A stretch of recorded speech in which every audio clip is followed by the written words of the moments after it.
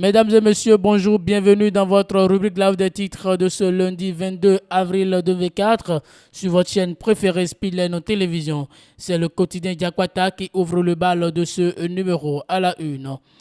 Élection présidentielle de 2026, quel candidat pour diriger le Bénin? En 2026, le peuple béninois sera aux urnes pour élire le successeur du président Patrice Talon à la tête de la République du Bénin. Mais avant, une préoccupation coule des lèvres des observateurs bien avertis. Qui aura le privilège d'être le prochain locataire de la Marina, qui va remplacer le chantre de la rupture après les présidentielles prochaines? Autant de questions qui sont actuellement posées au sujet des élections présidentielles 2026.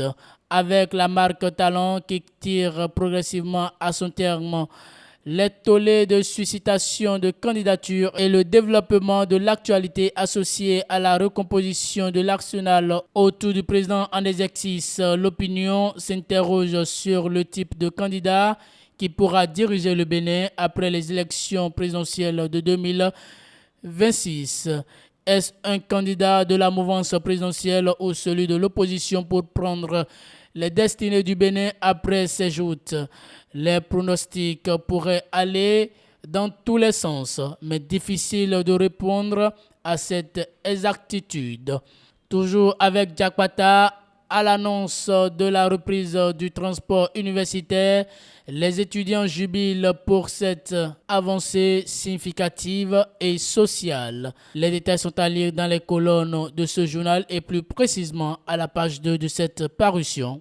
Et pour finir avec Diakwata, décès de Reine Oussou à l'UPR Porto Novo, le président Louis Vlavonou adresse un message de condoléances. C'est à lire dans les colonnes de cette parution du quotidien Diakwata.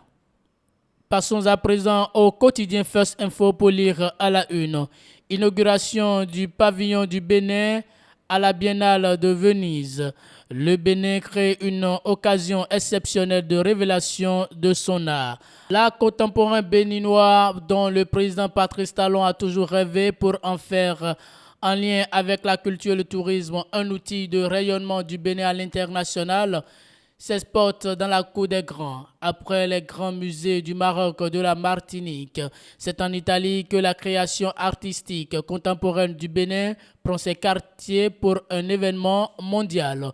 Ce jeudi 18 avril 2024, ils sont plusieurs dizaines de professionnels d'art, de collectionneurs et un public impressionnant réunis à l'Arsenal autour de la délégation béninoise, informe Post Info dans sa parution du jour.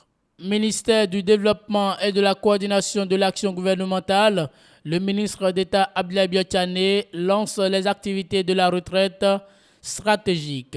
Les détails sont à lire à la page 5 de ce quotidien. Mesdames et messieurs, et c'est tout pour ce numéro de votre rubrique live des titres de ce lundi 22 avril 2024 sur votre chaîne préférée Speedline Télévision.